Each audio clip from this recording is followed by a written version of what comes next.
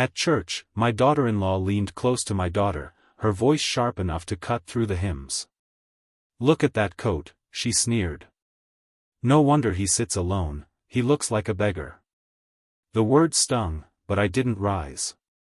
Instead, my fingers pressed the inside pocket, where a sealed envelope rustled softly against the lining. They thought it was just cloth and dust. They didn't know it carried something that could shatter their laughter forever.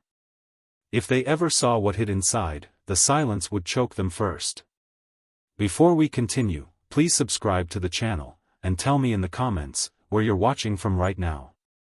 The morning after that service, the house was unusually still. No kettle whistling, no chatter of footsteps upstairs. Just the faint ticking of the old wall clock and the sound of wind brushing against the windowpanes. I sat at the kitchen table with my chipped mug of tea, staring at the coat draped neatly across the chair opposite me. Its weight was familiar, its fabric worn, but to me it was more than fabric, it was memory, sacrifice, and a secret they could never imagine. The silence broke with the slam of the back door. My son-in-law, Harry, barged in, his shoes caked with mud. Without a glance at me, he tossed his jacket across the counter where breakfast used to be laid. His eyes landed on my coat.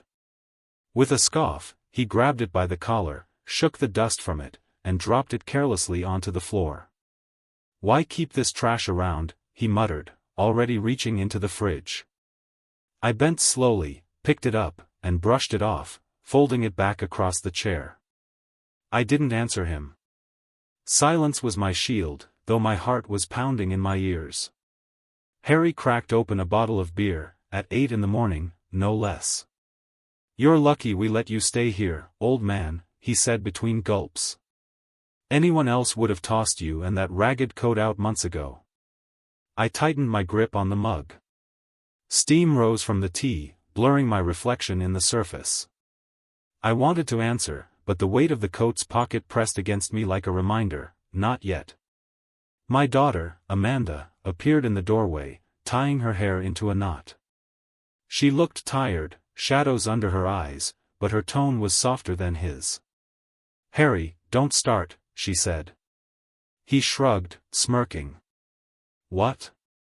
"I'm just saying. That thing smells like mothballs. Time he let go of the past."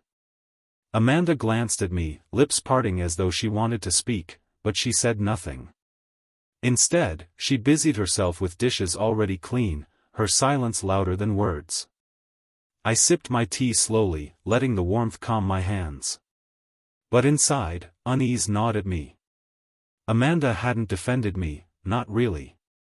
She hadn't joined him either, but her quiet neutrality felt like the first step away from me, toward him. The coat sat quietly on the chair, its seams holding what they could not see. My secret. My protection.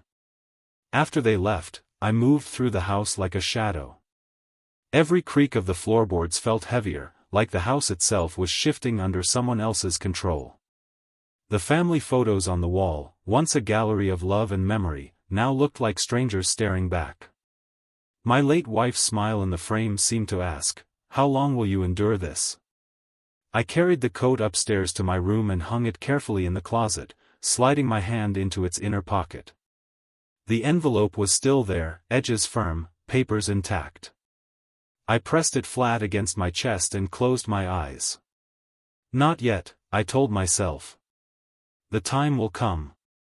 That night, after they'd gone to bed, I walked down the hallway. The house was dark, except for the faint glow of a streetlight through the window. I paused outside their door when I heard low voices inside, Harry's laughter, Amanda's hushed responses. My name slipped from their lips once, twice, then silence. My hand rested on the coat's pocket as I stood in the dark. When I returned to my room, I found the closet door ajar. The coat wasn't hanging where I'd left it. My pulse surged. I searched quickly, throwing aside shirts, pulling open drawers.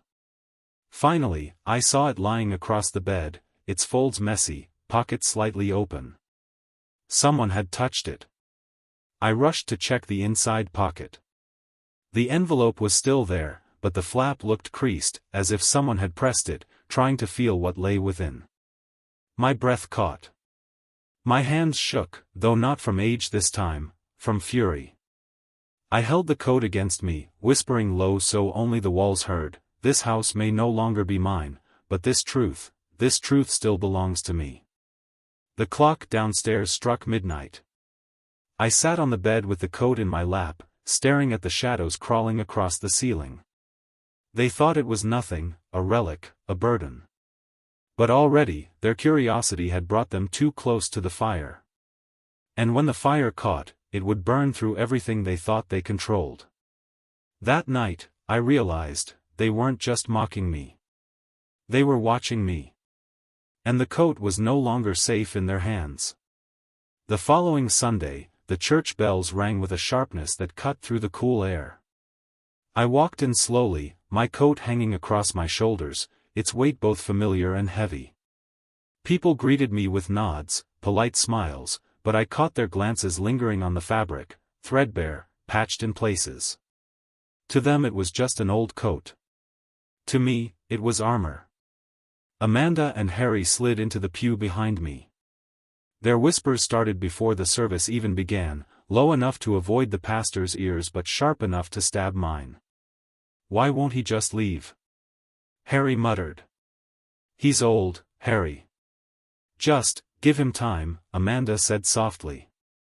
Harry's reply was a hiss, "No. Time's up." The choir began, voices rising in unison, but the sound felt distant.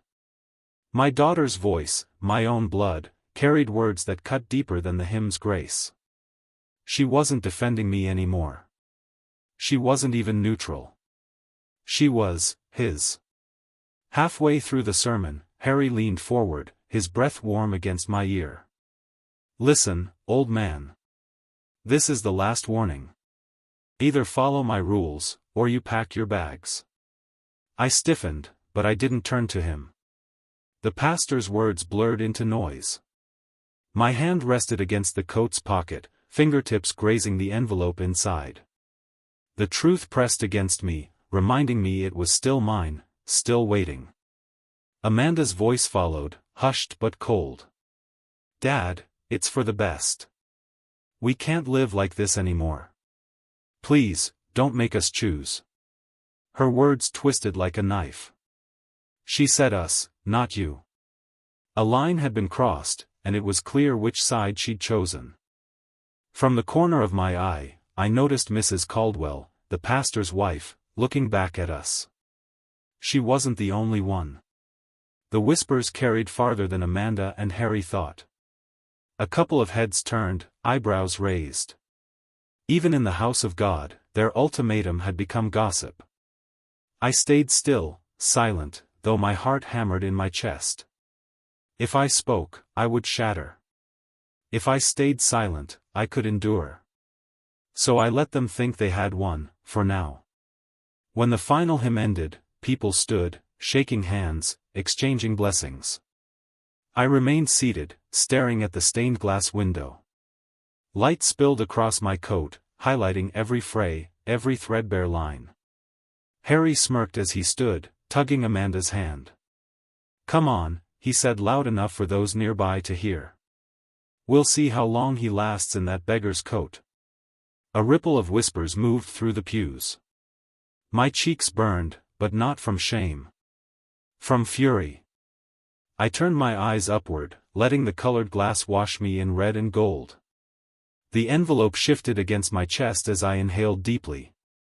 Pastor Green approached me afterward, his brow furrowed. "William, is everything all right?" I forced a smile.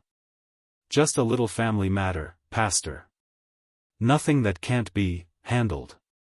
His gaze lingered on the coat, then on my eyes. "Sometimes silence is strength," he said quietly. "But sometimes silence is surrender. Be sure you know which one you're choosing." Those words struck me harder than Harry's insult. For the first time, I wondered if my silence wasn't preserving dignity but feeding their contempt. Amanda brushed past me, eyes downcast. She didn't meet my gaze. Harry, however, locked eyes with me, his smirk turning into a grin. "Remember," he said, voice low but carrying, "next time, you'll be the one packing." I walked out of the church slower than I'd entered. The town's eyes followed me, some with pity, others with curiosity. The coat weighed on my shoulders heavier than ever, as though it carried not only the envelope but the burden of my daughter's betrayal. Outside, the wind picked up, lifting the coat slightly as if urging me forward.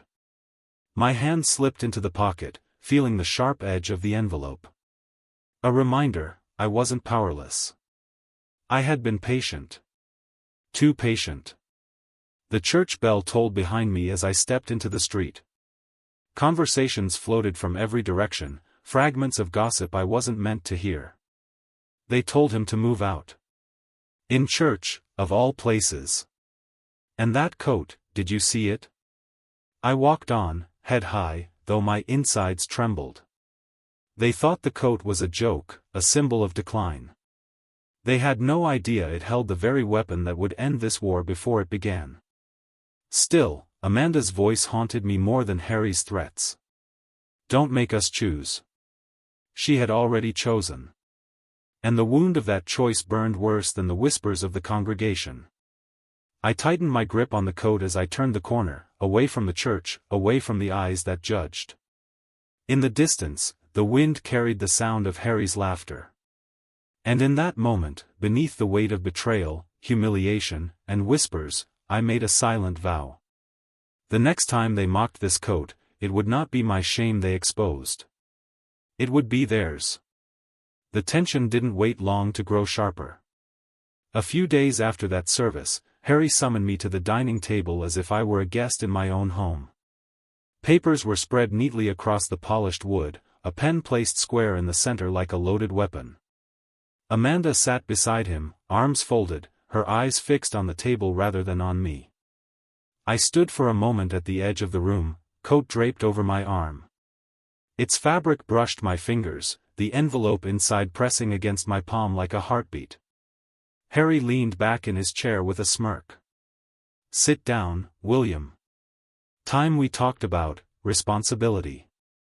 I pulled the chair out slowly, lowering myself with the weight of years heavy on my bones, though I refused to let it show. My eyes drifted to the papers. Numbers, accounts, forms I recognized all too well, bank transfers, investment documents, and at the top, my name in bold. "You've been hoarding money while we struggle," Harry said, his tone sharp. "You don't pay bills, you don't help with the kids' future, yet you sit here in comfort. That's selfish, don't you think?" My grip tightened on the coat draped across my lap.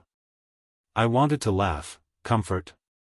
After years of sacrifice, of watching every penny? Comfort was a word Harry wouldn't recognize if it stood on his doorstep. Amanda finally spoke, her voice low, almost rehearsed. "Dad, this isn't about us. It's about stability. We need to secure the house, the kids' education. If you care about us, prove it." The word struck me harder than I expected. Prove it. As though decades of labor, of providing, of carrying this family through sickness and debt, were not proof enough. I leaned forward slightly, my voice calm but firm. "And what exactly would I be proving, Amanda? That I worked my entire life just to hand everything over to a man who mocks me in my own home?" Her lips parted, but no words came. Harry cut in smoothly, waving a hand toward the papers. "Sign the transfer. We'll handle the funds. You'll still live here, eat here, do whatever you do all day. But the decisions? They're ours now. That's how families move forward." My jaw tightened. I looked at the pen, its black barrel glinting under the chandelier. My reflection stared back from its surface, small, distorted, almost erased. Harry's grin widened. "Your name is just ink, old man. Ink. Put it here, and you're done worrying. You want peace, don't you?" The room felt suddenly colder. My daughter's eyes remained down, her silence louder than agreement. The coat's weight pressed harder on my knees, the envelope within like a stone I dared not drop. I said nothing. I reached for my tea instead, lifting the mug to my lips, letting the quiet stretch long enough to fray Harry's smug patience. He slammed his palm on the table. Don't play games with me. This family's future is at stake. Sign the papers, or you'll regret it.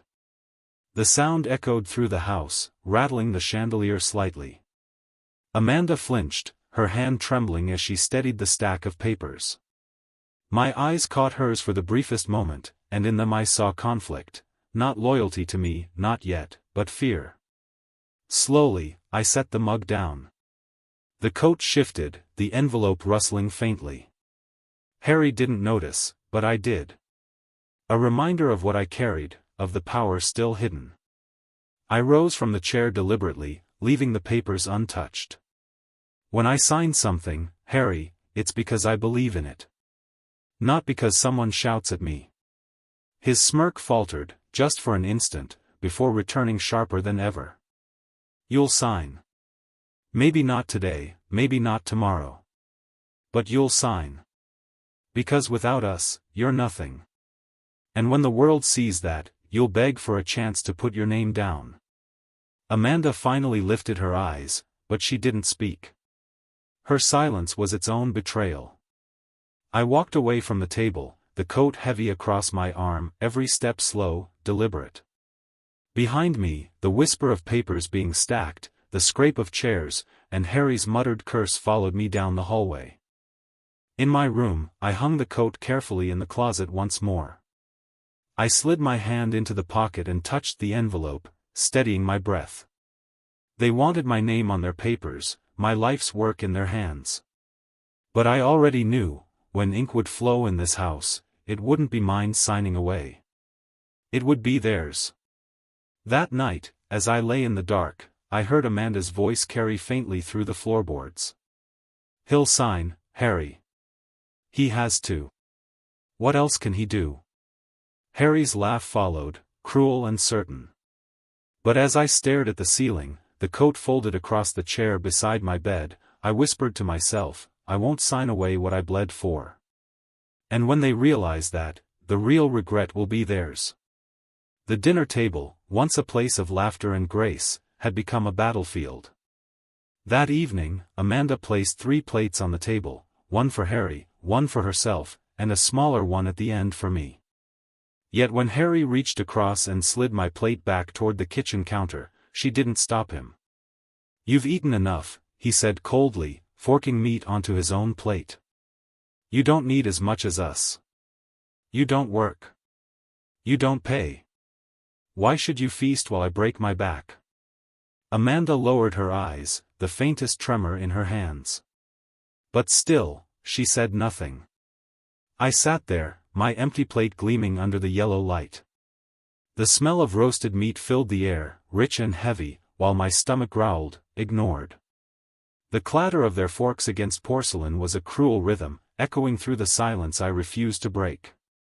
My coat hung on the back of my chair, brushing lightly against me, the weight of the envelope inside steadying my resolve.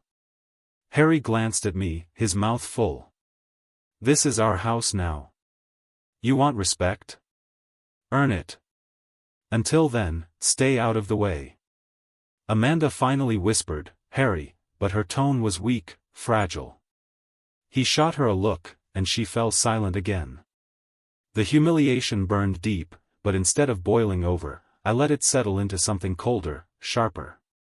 They wanted me to lash out, to beg, to prove their image of me as a useless old man. But I wouldn't give them that. I leaned back in my chair, folded my hands on the table, and stared at Harry until he squirmed under my gaze. You mistake silence for weakness, I said softly. That's your first error. His fork froze midair. For the first time, a flicker of uncertainty crossed his face. Amanda looked between us, her eyes wide. Dad, please, let's not. But I stood, lifting my coat from the chair. The rustle of the envelope inside was loud enough, for me, at least, to drown out Harry's scoff. I draped the coat across my arm, every fold deliberate, and carried it like a shield. Harry leaned back, smirking again, though I saw the tension in his jaw. "Where are you going? Running away already?" I paused at the doorway, turning my head just enough to meet his eyes. "No. Preparing." He laughed, loud and forced. "Preparing for what? You've got nothing." Amanda's voice cracked, "Harry, stop." But I didn't wait for their answer. I walked upstairs, each step a declaration of defiance. In my room, I closed the door and pulled the coat from my arm, laying it across the bed. My hands shook, not from fear, but from the surge of something long buried, resolve. I slid my hand into the pocket and drew out the envelope. Papers rustled, bank statements, deeds, proof of ownership and savings they had no idea I still controlled. Proof of my life's work, guarded under layers of dust and laughter. I spread them across the bed, each page a weapon sharper than any knife. The names, the figures, the signatures, they were all mine. Untouched. Unstolen. Still powerful. For years, I had kept these papers hidden, not out of fear, but out of trust. Trust that my daughter would honor what I had built. Trust that my silence would be met with respect. But trust had become betrayal. And betrayal demanded a new language. Downstairs, their voices rose in muffled argument, Harry's angry barks, Amanda's soft protests. They thought tonight was victory, the night they had broken me. But as I gathered the papers and slipped them back into the coat, a smile crept onto my face. A smile they wouldn't understand until it was too late. I whispered to the shadows of my room, to the memory of my late wife framed on the dresser, they thought I would bend. But I have never bent, I have only waited. The photograph seemed to glow in the dim light, her smile a silent blessing. I buttoned the coat carefully, sealing the envelope inside once more. When I stepped out of my room, the house was quiet again. Plates clinked faintly as they cleaned up without me. I walked past the dining room without a word, the coat brushing against my leg with each step. Harry muttered something under his breath as I passed. I didn't answer. Silence was no longer surrender, it was strategy. In the stillness of my room that night, I sat with the coat folded across my knees, my fingers resting on the envelope like a soldier gripping a sword. For the first time in years, I didn't feel cornered. I felt armed. And as the moonlight spilled across the floor, I realized something Harry would never understand: humiliation is fuel. And I was about to burn it into power. They thought I would beg. Instead, I smiled, and reached for my suitcase. The suitcase sat by the door of my room, half packed, half waiting. Each zipper I pulled felt like thunder in the quiet house. A few shirts, my shaving kit, the photo of my late wife wrapped carefully in a scarf, all found their place inside. But the coat, I folded over the suitcase itself, never to be buried beneath. It was more than clothing now. It was shield, memory, and weapon. The next morning, Harry's voice boomed up the stairs. "William! Get down here. Banker's here. Time to be useful." I descended slowly, the suitcase still open behind me, the coat draped across my arm. In the dining room, a man in a gray suit sat at the table, Mr. Collins, the town banker. His presence made the room feel smaller, tighter. A neat stack of papers lay in front of him, a fountain pen gleaming beside them. Harry smiled like a host entertaining royalty. "We're just finalizing some details. With your signature, Dad, we can consolidate everything, smooth sailing for the family." I lowered myself into a chair opposite the banker. My coat stayed across my lap, the envelope pressing against my thigh. Mr. Collins cleared his throat politely. "It's a fairly straightforward arrangement. A new line of credit against the property, some transfers. Nothing unusual." I scanned the top page. My name leapt at me from the printed lines, tied to debts I had never agreed to. My jaw tightened. Harry leaned in, his grin wide. Come on, old man. Just a formality. Sign it, and we'll take care of the rest. Amanda sat silent at his side, her fingers knotted together in her lap. She didn't meet my eyes. I picked up the pen, turned it slowly in my hand. My reflection stared back at me again, warped and small. For a long moment, the room was silent except for the tick of the wall clock. Then Mr. Collins leaned forward, adjusting his glasses. His eyes narrowed at the signature line. Strange, he murmured. This doesn't look like your handwriting, William. The words hit the air like a stone through glass. Amanda's head snapped up. Harry stiffened, his smile faltering. What do you mean? Harry said quickly, a laugh forced into his tone. Collins tapped the page with one finger. This signature here, if I didn't know better, I'd say someone tried to copy it. Shaky strokes, inconsistent slant. He turned toward me. Have you signed anything recently for these accounts? I set the pen down slowly, meeting his gaze. No. I have not. Amanda's face paled, her lips parting as though to speak, but Harry cut in before she could. He's old. His hand shakes. Of course it looks different.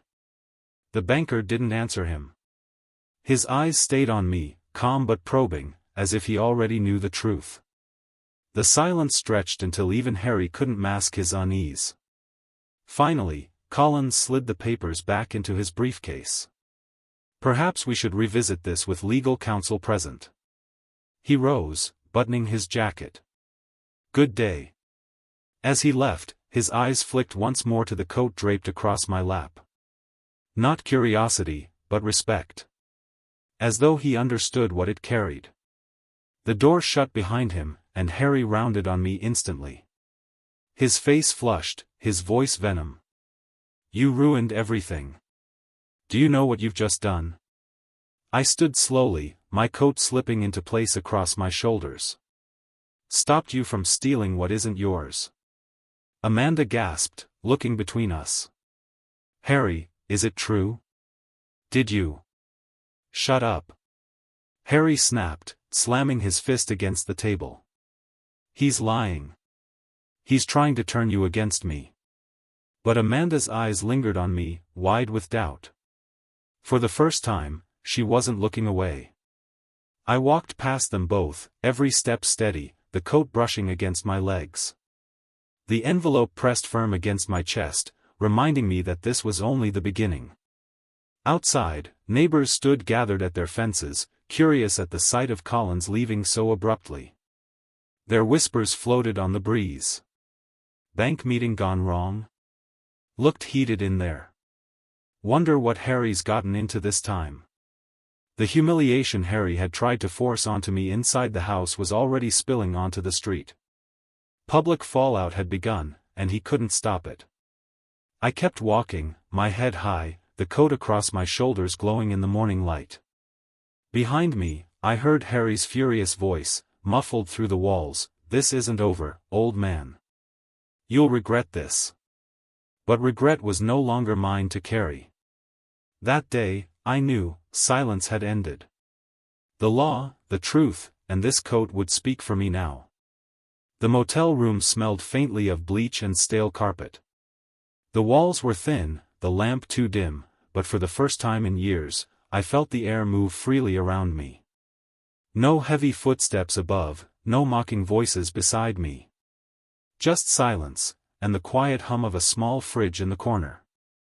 I laid the coat across the bed, its fabric worn but proud. From the inside pocket, I drew the envelope, spreading its contents across the thin blanket like a general unfurling a map. Bank statements. Deeds.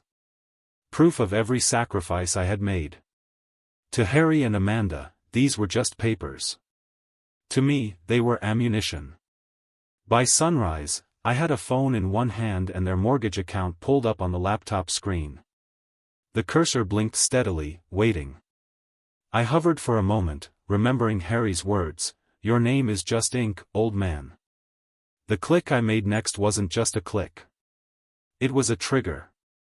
The automatic payment, the one I had carried for years to keep the house running, vanished with a single confirmation. My chest rose as if a weight had been torn from it. The silence of the room seemed louder, more alive. But I wasn't finished. The next file held their car insurance policy. Harry had insisted on the luxury SUV, Amanda had defended it, and I had paid for it. I scrolled through the options, my finger steady. One click, cancelled. Another burden lifted, not mine to carry anymore. The third strike was crueler, and necessary. The grocery account, the monthly transfers Amanda had come to expect. With a few keystrokes, I ended them all. The screen went still. My account balance gleamed brighter than it had in years, not because it was overflowing, but because it was finally mine. For decades, my money had bled into their comforts, their indulgences, their pride. Now, it sat where it belonged, in my hands, under my name. I leaned back in the chair, running a hand over the coat draped across the bed. The envelope lay beside it, lighter now, though still heavy with proof. My phone buzzed once, twice, 3 times. I didn't answer. The voicemails stacked up like storm clouds on the horizon.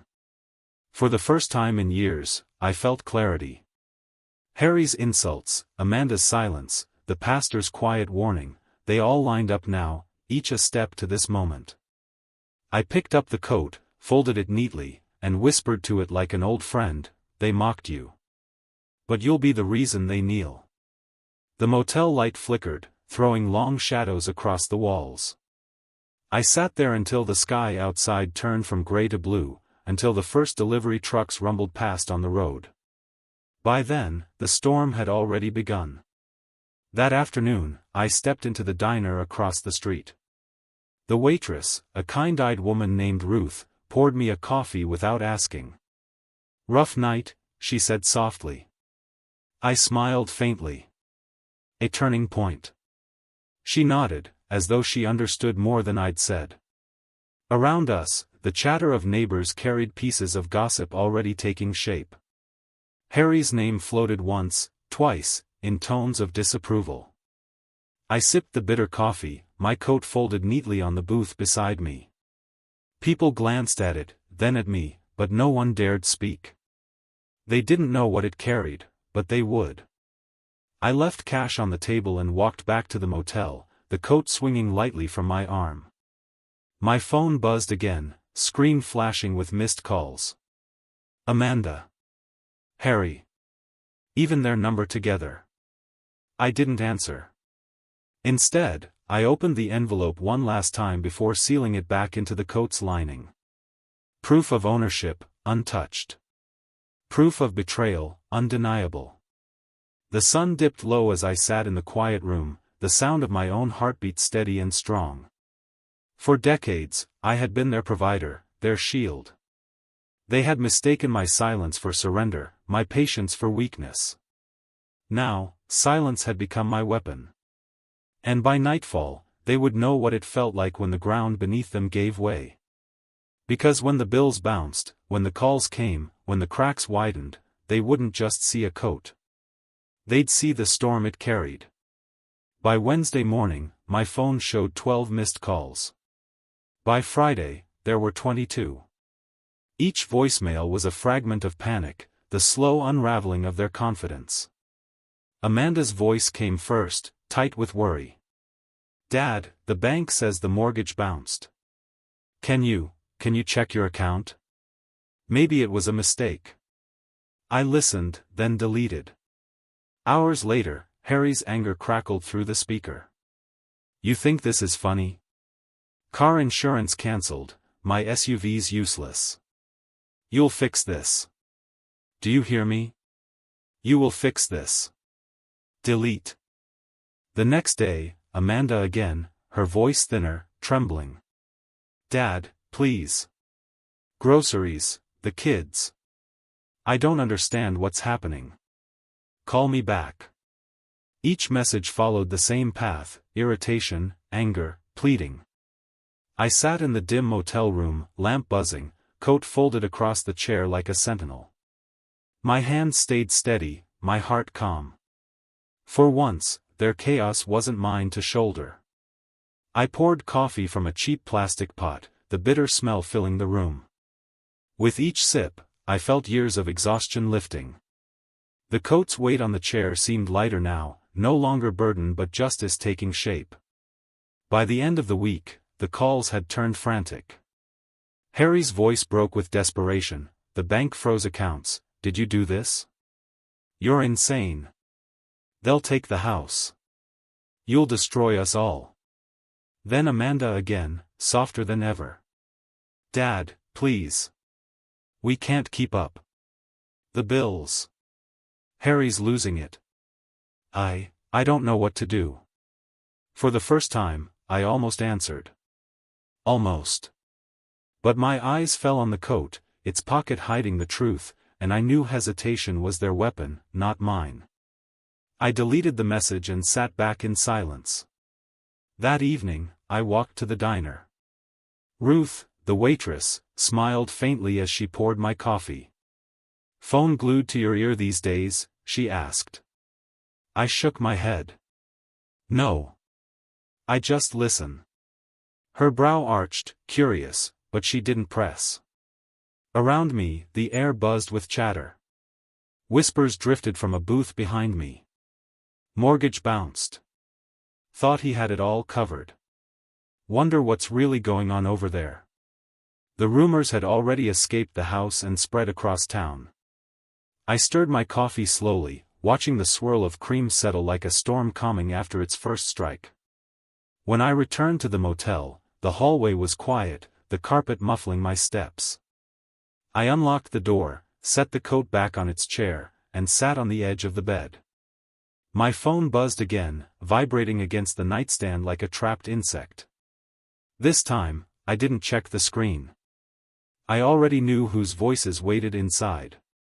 Instead, I stared at the coat, at the faint bulge of the envelope hidden inside. You wanted me gone, I whispered into the stillness. Now feel what absence really means. The words felt heavy, final, like nails being driven into wood. Late Friday night, the knock came. Sharp, hurried, 3 times. My chest tightened. I moved slowly to the door, pressing one eye to the peephole. And there they were. Harry, his face pale and wild, eyes burning with something between rage and fear. Amanda beside him, tears streaking her cheeks, her lips pressed tight as if to hold back sobs. Harry's mouth moved, his voice muffled through the door. Open up, old man. We need to talk. You've gone too far. Amanda leaned close, her voice breaking. Dad, please. Just talk to us.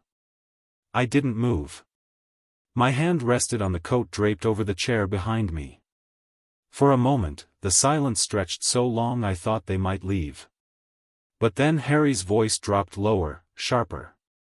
If you don't open this door, I'll tell everyone you stole from us. That you're the reason we're drowning. The threat hung in the air, ugly, desperate. Amanda gasped, turning to him, whispering something I couldn't hear. But his face stayed twisted, his fists clenched. I stayed still, calm, the coat's weight grounding me. Their voices filled the hallway, but inside my room, silence ruled. Through the peephole, I saw the truth, Harry's lies, Amanda's tears. And for the first time, they weren't mocking me. They were afraid of me. The pounding on my motel door rattled the thin frame. I stood just inside, coat draped over my arm, my hand resting on its pocket as if steadying a heartbeat. Through the peephole, Harry's face glared back at me, sweat beading on his forehead, lips curled in rage. Amanda stood beside him, tears streaking down her cheeks, her hands twisting nervously. Open the door, William. Harry barked, his voice thick with panic. You can't hide forever. Amanda pressed a hand to his arm, her voice trembling. Dad, please. just talk to us. We're in trouble. The kids, her words cracked, swallowed by a sob. I slid the lock slowly, but I didn't open the door fully. Just a narrow crack, enough for them to see my eyes but not enough to step inside. For once, I held the ground. Harry leaned close, his breath sour with desperation. You're destroying us over some grudge. What kind of father does this? I kept my tone calm, colder than the air outside. The kind of father who finally stopped being your servant. His face reddened, jaw tightening. You'll regret this. We'll tell everyone you've lost your mind. That you're stealing from your own family. The words echoed like a bluff, but his voice shook. Amanda's gaze flickered, uneasy. I let the silence stretch, then spoke quietly. Funny. Mr. Collins didn't seem to think I was losing my mind. He seemed more interested in the loan you tried to take, in my name, on my house. Harry froze. His lips parted, but no sound came. Amanda's head snapped toward him, her face draining of color. What loan? She whispered. Harry stammered, his bravado cracking. He's lying. He's trying to turn you against me. But Amanda's eyes searched mine, desperate for truth. Dad, is it true? I nodded once. $50,000. He tried to borrow it on forged papers. The banker recognized the handwriting wasn't mine. Her breath hitched, her body swaying slightly. For the first time, she looked at Harry as though he were a stranger. You lied to me? Harry grabbed her wrist roughly. Don't listen to him. He's playing you, like he always has. I stepped forward, the coat brushing against the doorframe. My voice cut through his shouting, steady as steel. Don't blame me for the fire you lit yourself. Amanda deserves to know what you've done. The motel hallway had grown quiet. Doors cracked open, neighbors peering out. Whispers floated like smoke. Harry's in trouble. Forged papers, they said. Imagine doing that to his own father. Harry realized it too. His eyes darted down the hall, catching the stares, the murmurs. His mask cracked further, fury boiling beneath the humiliation. He slammed his fist against the doorframe, inches from my face. You think this makes you strong? You're nothing without us. I didn't flinch. Instead, I pressed my palm against the coat's pocket, the envelope firm beneath my fingers. I was everything before you. And I'll be everything after. Amanda tore her wrist from his grip, stepping back. Her tears weren't just fear anymore, they were realization. The foundation of trust she'd built with him was crumbling in real time, right there in the motel hallway. The whispers grew louder, neighbors leaning farther out, phones appearing in hands. Harry saw it too, the walls closing in around his lies. Dad, Amanda's voice broke, her hand trembling as it reached toward me, hovering in the air between us.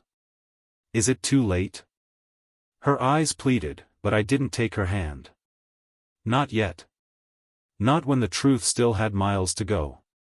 I looked at Harry instead. The world is watching now. Every lie you told, every word you forged, it's over. He snarled, but the fight in his eyes flickered. Desperation replaced arrogance. He turned away sharply, muttering curses under his breath as he stormed down the hall. Amanda lingered, frozen between us, torn by the wreckage of her choices. Finally, she followed him, shoulders shaking. The hallway emptied slowly, whispers trailing behind them. I closed the door with quiet finality, locking it once more. Inside, the room felt heavier and lighter at once. I set the coat gently on the bed, pulling the envelope free. The papers inside rustled like thunder, undeniable proof of everything Harry had tried to bury. For a long moment, I stared at them, at the lines of ink that told the story of betrayal in black and white. My late wife's photograph sat on the dresser, her smile quiet but resolute. I placed the papers beside it, whispering, they wanted my silence. Instead, I'll give them the truth. That night, as I sat by the motel window, the neon sign outside buzzing faintly, I knew the tide had turned. Harry had threatened, Amanda had cried, the neighbors had whispered, but the truth was no longer contained. The coat lay across my lap, warm despite its age. The envelope within felt alive, pulsing with justice yet to come. Harry's last words before leaving echoed in my ears, "This isn't over." No, it wasn't. But this time, I wasn't the one trembling. Because when desperate men make promises, they aren't threats. They're confessions. By Monday morning, the motel room no longer felt like exile, it felt like headquarters. The stack of papers from the envelope sat neatly organized on the desk, weighted down by my chipped coffee mug. My coat hung from the chair, its shadow stretching long in the dawn light. It had been mocked as a rag, dismissed as a relic, but now it carried everything I needed to strike back. I buttoned it carefully, slipped the envelope inside, and walked into town. The autumn air was crisp, leaves crunching underfoot as I made my way to the lawyer's office on Main Street. Every step felt heavier with memory, lighter with resolve. Inside, the smell of old books and polished wood filled the room. Mr. Harding, a gray-haired attorney I'd known for years, rose from behind his desk. "William," he said warmly. "Haven't seen you in too long. What brings you in?" I laid the coat across the chair opposite him, pulled the envelope free, and spread the papers across his desk. Deeds. Bank statements. Copies of forged loan applications. My name, twisted and bent by someone else's hand. Mr. Harding's smile faded as his eyes scanned the documents. Good Lord. Did Harry do this? I nodded once. And Amanda stood by his side. He leaned back, adjusting his glasses. This isn't just disrespect. It's fraud. And if the banker already flagged it, we have grounds to move quickly. His words steadied me. I wasn't just an old man clinging to pride. I was the rightful owner of everything they were trying to steal. What do you want to do? Harding asked. I tapped the deed with my finger. Eviction. Restraining order. Whatever it takes. He studied me for a long moment. Are you sure? These are your own children you're moving against. I met his gaze, my voice low but steady. They made themselves strangers the day they forged my name. Harding gave a slow nod. Then let's proceed. He slid the papers into a folder, stamped forms, and called in his secretary. The sound of each stamp hitting paper was sharp, final, like a gavel in a courtroom. My chest rose with each one. That afternoon, I walked across the street to the police station. The building smelled faintly of coffee and worn leather, the air filled with the shuffle of paperwork and the low murmur of radios. Officer Daniels, a man I'd known since he was a boy, stepped forward when he saw me. Mr. Whitaker, he said, offering a hand. What brings you in? I handed him a copy of the forged loan application, my signature mangled across the bottom. The coat pressed heavy against me, as though reminding me not to falter. Daniels frowned as he studied the page. This is serious. Forgery, fraud, attempted theft. You want to file an official complaint? Yes, I said firmly. And I want protection. They've threatened me. I won't be caught unprepared. He nodded, his jaw tightening. We'll keep watch. If Harry tries anything, we'll handle it. Hearing that, I felt the first true measure of peace I'd known in months. Not relief, not forgiveness, just safety. By evening, I returned to the motel, coat still on my shoulders, the folder Harding had given me tucked under my arm. Inside were stamped eviction papers, proof that the law was no longer theirs to twist. I set the folder on the desk beside my coffee mug, sat down, and pressed my palm to the coat's pocket. My voice was quiet, steady. For 30 years, I signed checks for them. Now I sign their eviction. The room was silent except for the hum of the neon sign outside. My phone buzzed again, Harry's name flashing across the screen. I let it ring, let it fade into silence. Because by tomorrow, it wouldn't be my voice he'd hear, it would be the sheriff's fist knocking on his door. The storm broke faster than I expected. By Wednesday, Harry's name was no longer whispered only in hallways, it was printed in the town ledger. Local contractor under investigation for fraud. The headline sat bold on the front page, his photo beneath it, eyes downcast, a mugshot in all but form. I read it at the diner, coffee steaming in front of me, the coat draped across the booth. People stared openly now, their conversations not even pretending to be private. Forged his own father's signature. Never trusted him, not after those poker nights. And Amanda? Poor thing, tied herself to that man. Each word was a stone hurled at the facade Harry had built, and every stone struck true. When I returned to the motel, I found Amanda waiting outside the door. Her arms were folded tight across her chest, her eyes rimmed red. The moment she saw me, her lips trembled. "Dad," she said, her voice breaking. "Everything's falling apart. Harry, he lost his contracts. Clients are pulling out. The bank froze our accounts. People are calling us liars. What did you do?" I unlocked the door and stepped aside. She entered, her eyes darting around the small room, finally landing on the coat resting across the chair. It seemed to draw her like a magnet. "I protected what was mine," I answered simply. The rest collapsed because it was never built on truth. She turned, tears spilling down her cheeks. "We just wanted security. Harry said you wouldn't survive on your own. He said."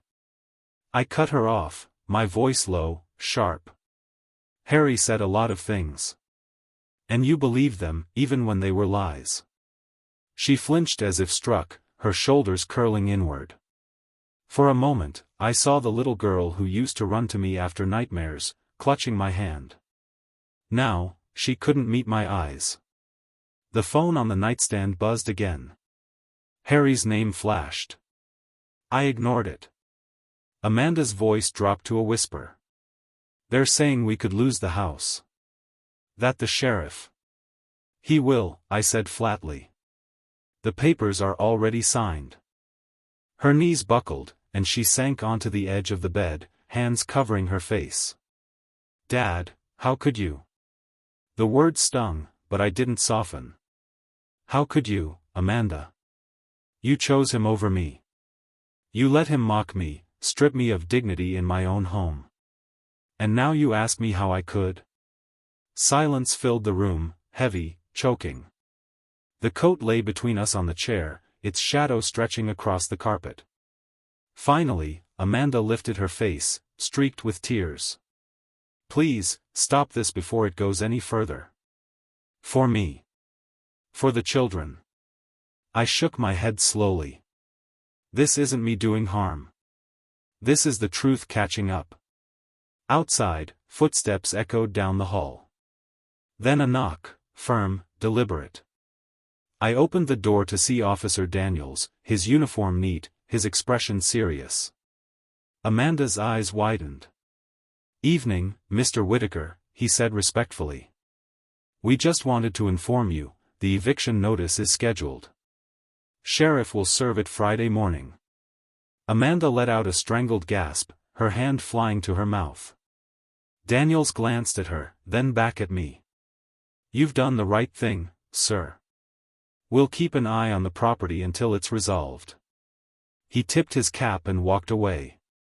The sound of his boots faded, leaving only Amanda's sobs filling the silence.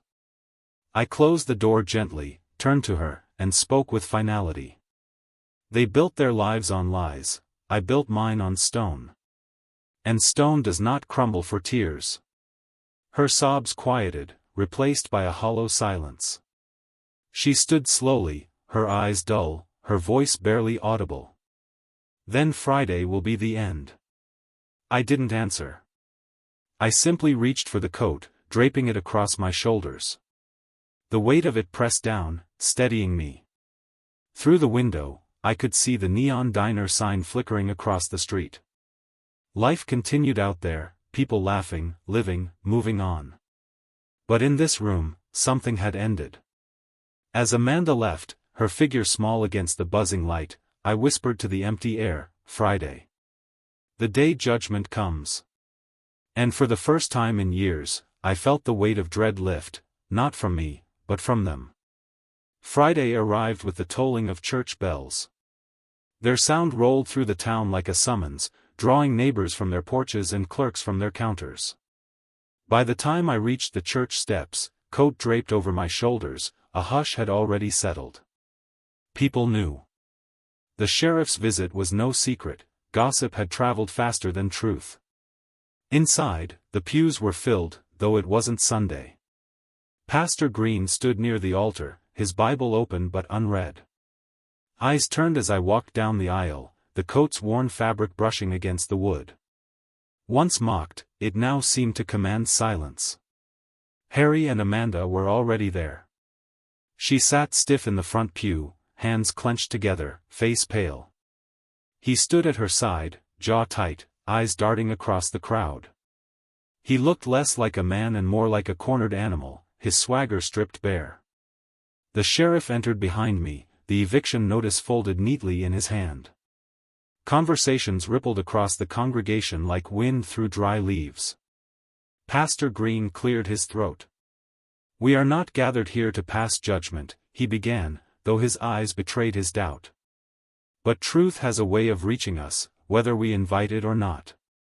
Harry stepped forward, his voice rising too quickly. "This is all lies. He's turning you all against me. I provided for this family, while he sat back in his rags, doing nothing." Murmurs rose at his outburst, but not in his favor. A woman in the back hissed, "He forged papers." Another man muttered, "Stole from his own father." Harry's face reddened. "You don't know what you're talking about. He's the liar." Amanda finally stood, her voice breaking. "Harry, stop. They know. I know."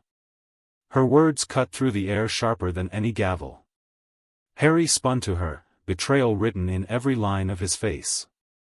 You're siding with him now?" Tears welled in her eyes, but her voice held. "You promised me security. You promised me peace. And all you gave me were lies." The crowd stirred, whispers swelling into outright talk. Pastor Green raised a hand, but the momentum was unstoppable. The town had seen the truth, and once seen, it could not be unseen. The sheriff stepped forward, handing the paper to Harry. "You've been served.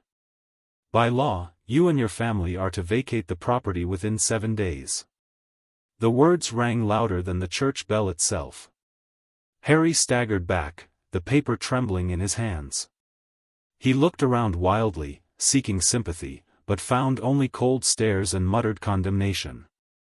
I rose slowly from my pew, the coat sliding off my shoulders as I stood. The envelope inside shifted, its edges pressing against my chest like a heartbeat. I didn't speak loudly, but the silence carried my words. "This coat," I said, lifting a fold of fabric, "was mocked as a rag. But in its pocket lay the truth, the proof of everything I built, and everything you tried to steal." The congregation leaned forward, some gasping softly. My voice sharpened. "You thought you could bury me under lies.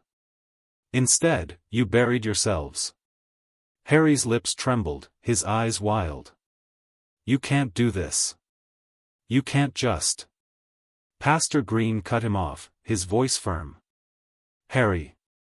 Enough." Amanda covered her face with her hands, her sobs echoing through the hall. She had defended him once, believed him, chosen him. But here, in front of God and the town, she had nothing left but regret. The sheriff touched my arm lightly. "It's done, Mr. Whitaker." I nodded, my gaze sweeping the congregation. Faces I'd known for years met mine with something I hadn't felt in a long time: respect. The very thing Harry had tried to strip from me had been restored by his own downfall. As I walked down the aisle, the coat over my shoulders again, people parted, making way. Whispers followed, but this time they were not about shame. Strong man finally stood up. Justice served. Outside, the autumn wind lifted the coat, its fabric snapping softly in the breeze. The envelope pressed against me once more, reminding me this wasn't the end, it was only the public beginning. Behind me, Harry's voice echoed, raw with desperation. "This isn't over." But even as he shouted, the crowd had already turned away from him. His words fell into silence, swallowed by the weight of truth.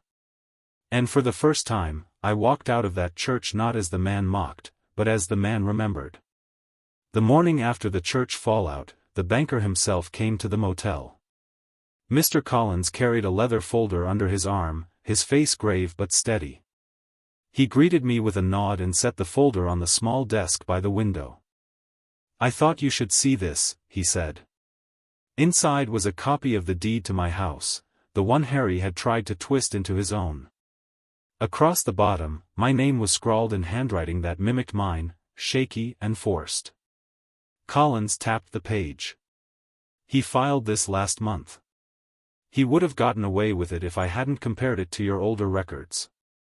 I stared at the page, the falsified signature glaring back at me like a scar. My coat hung on the chair, the envelope still tucked safely inside. I reached for it, pulled out the real deed, crisp and untouched, with my true signature gleaming across the bottom. Collins let out a low whistle. "This is the proof we need. This isn't just fraud, it's criminal theft. If you want to, we can take this straight to court." I nodded slowly, my jaw tight. "I don't want revenge for myself, Collins. I want the truth to burn away every lie they've built." His eyes softened with something close to respect. "Then let's burn it." That Sunday, I returned to church, not for prayer, but for reckoning. The congregation was packed again, the gossip of Harry's downfall pulling them back like moths to a flame. The pastor looked uneasy, the sheriff stood at the rear, and Amanda sat in the front pew, her face pale and drawn. Harry slouched beside her, his pride deflated but his eyes still darting like a trapped animal.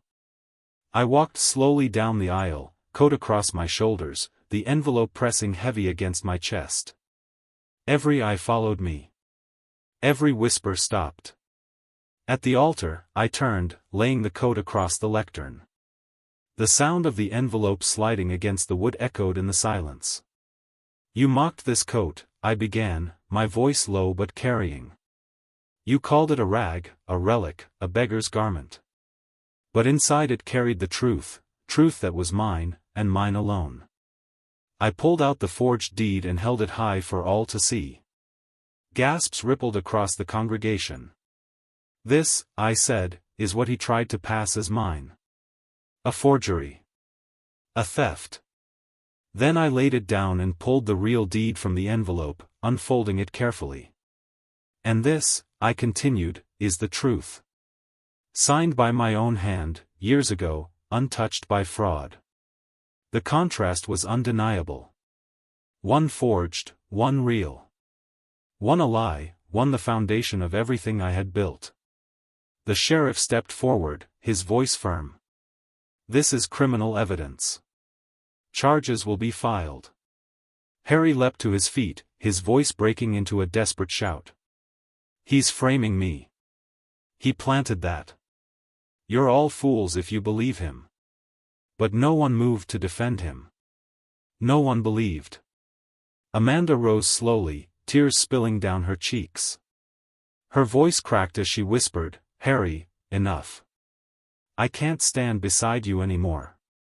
The congregation murmured, their whispers swelling like a tide. Forgery. Thief. Betrayed his own family. Harry's shoulders sagged. The fight drained from him, replaced by something pitiful, fear. I looked at him, my voice sharp enough to slice through the noise. If they wanted my coat, let them choke on what it carried. Silence fell. The words echoed in the rafters like a verdict. The sheriff placed a hand on Harry's shoulder. This time, Harry didn't resist. His face crumpled as he sank back into the pew, defeated, exposed. Amanda collapsed beside him, sobbing openly now. Her hands shook as she covered her face, as though she could hide from the judgment of the town, the weight of the truth.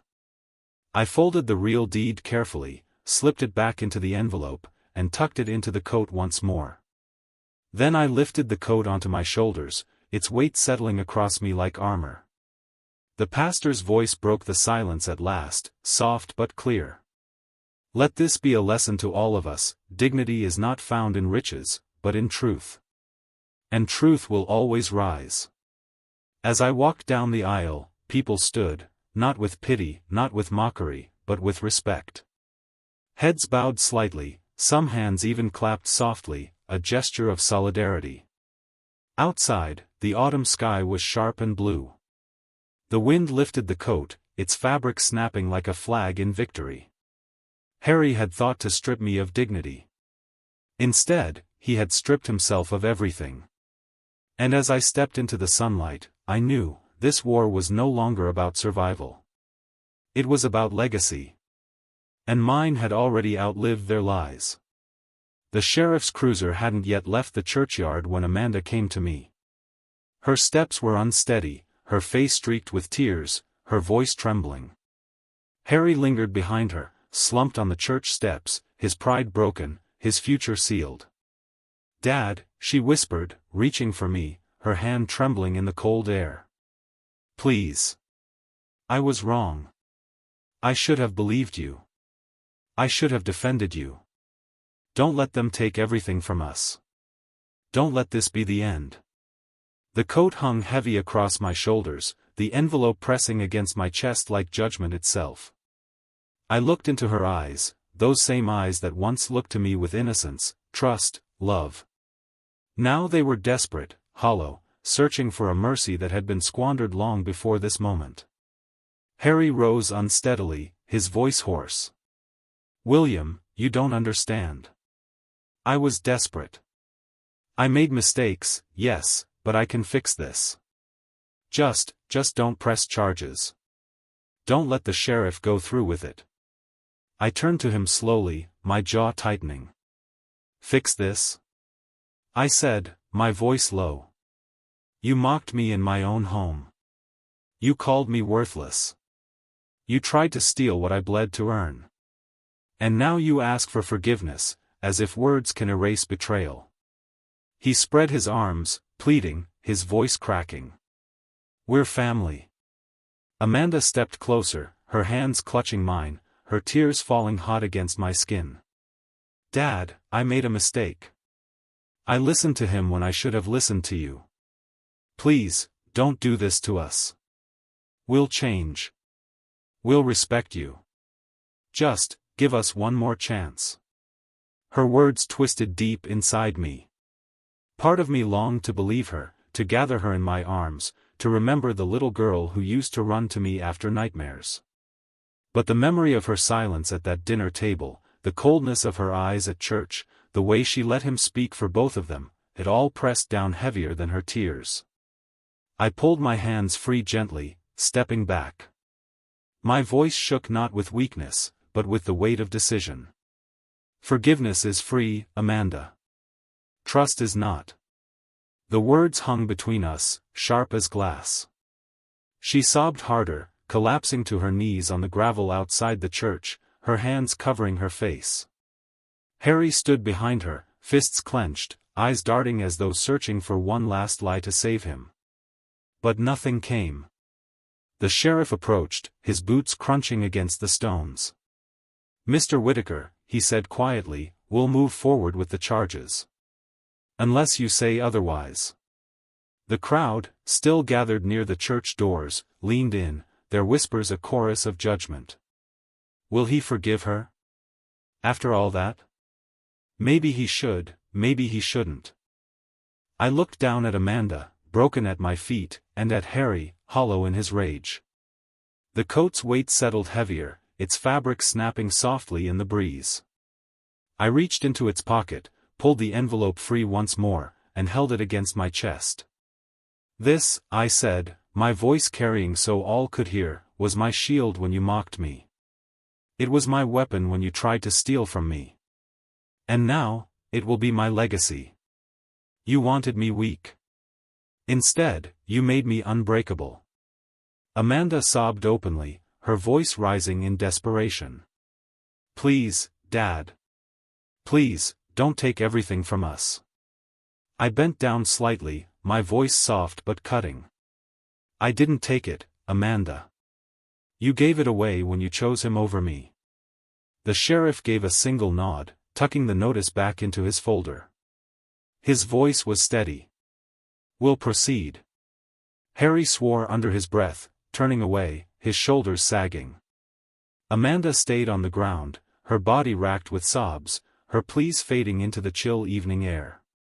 I turned, the coat across my shoulders, the envelope secure once more inside its pocket. The path before me was cold, but it was mine.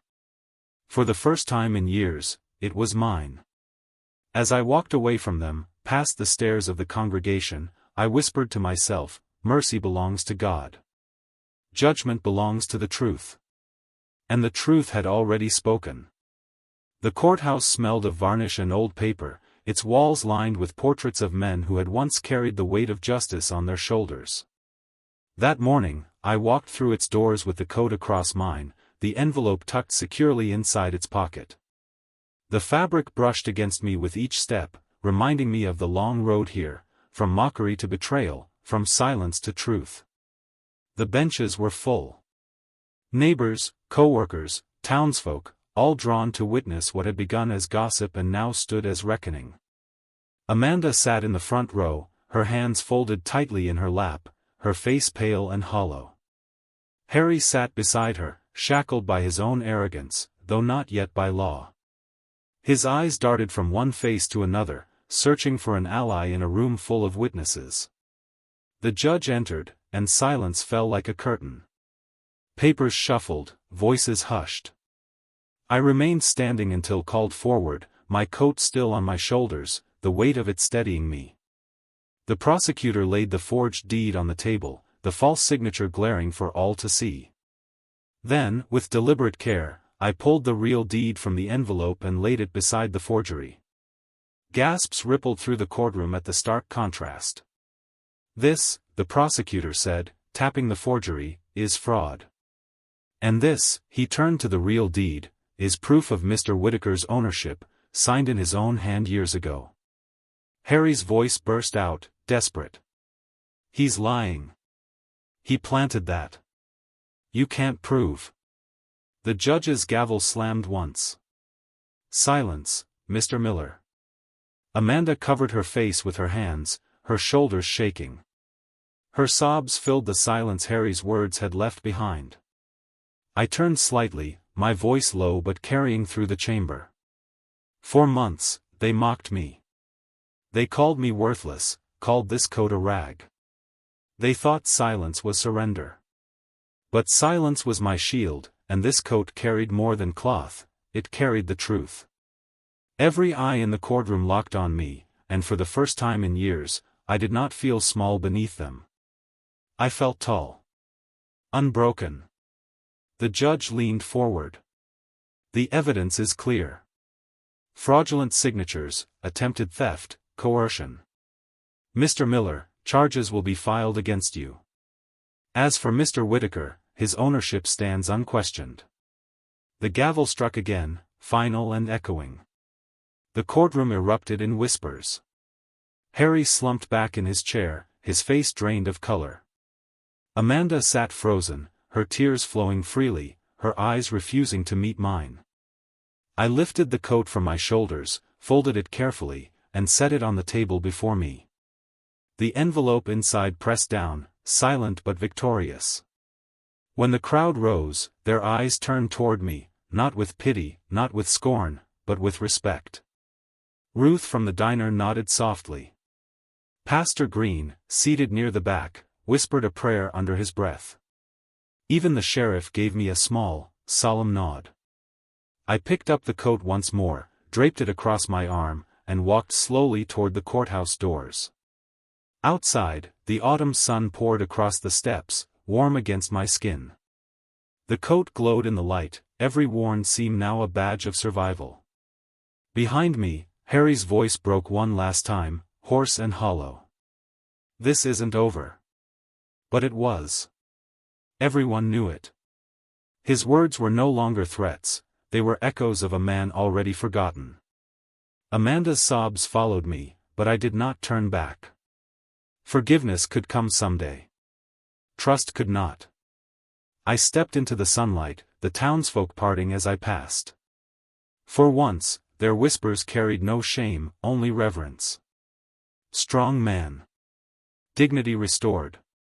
Truth always wins. I paused at the bottom of the courthouse steps, lifted the coat slightly, and let the sunlight spill across its fabric. This coat, once mocked as a relic, had carried me through humiliation, betrayal, and judgment.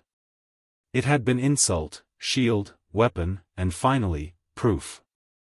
I whispered to the air, to the memory of my late wife, to the town that had watched every step, family isn't blood. It's respect. And dignity is the inheritance I chose to keep. Then I walked on, the coat across my shoulders, the sun on my face, the whispers of respect following like a hymn. If you liked this story, like the video, subscribe, and share your impressions in the comments. To hear the next story, click the box on the left.